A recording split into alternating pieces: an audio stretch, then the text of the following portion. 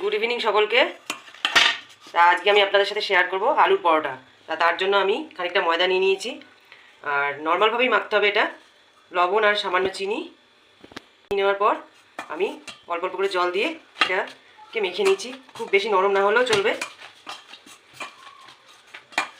আর এই আলু পরোটা আজকে বাবা খেতে চেয়েছে, তা বাবার এটা খুব সবচেয়ে প্রিয় ডিশ। ময়দাটা এবার আমি 10 মিনিটের জন্য চাপা দিয়ে রেখে দেবো। দুপুরবেলাতেই আমি আলু সেদ্ধ করে একদম করে এটাকে ম্যাশ করে রেখেছি। এবার এর মধ্যে কিছু শুকনো মশলা দিতে হবে। তা আমি কি কি মশলা দিচ্ছি একটু দেখাবো।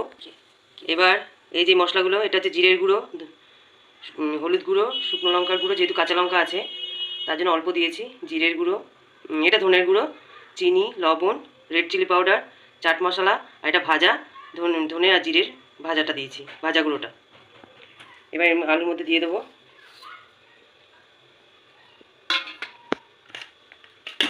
আর দিয়ে দেবো যে পেঁয়াজ কুচি, কাঁচা লঙ্কা কুচি,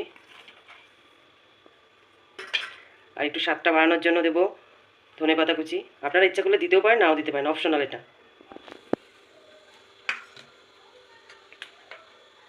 এবার এটা আমি ভালো করে মেখে নেব।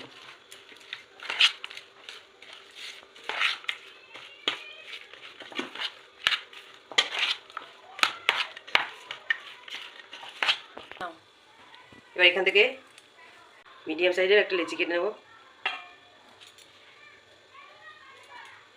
দেখো, এবার লেচিগুলো থেকে একটা একটা করে বাটি করে নেব। বাটিগুলোর মধ্যে খানিকটা করে এই আলুর পুর দিয়ে দেবো।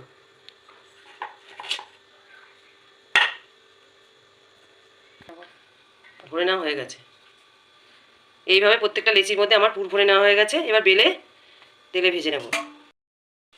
এবারে হালকা করে এটা বেলে নিতে হবে, তা নাহলে আলুর পুরটা বেরিয়ে যেতে পারে।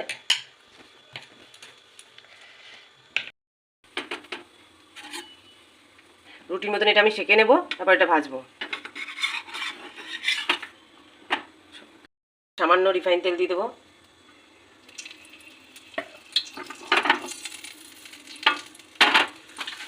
এবার আলু পরোটাটাকে ভেজে নেব। দু পিটি ভালো করে লাল হবে, তারপরে নামাবো।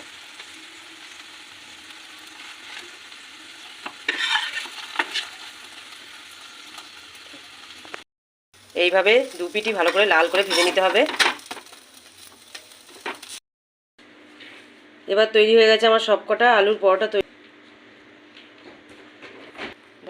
এটা ছিঁড়ে দেখায়।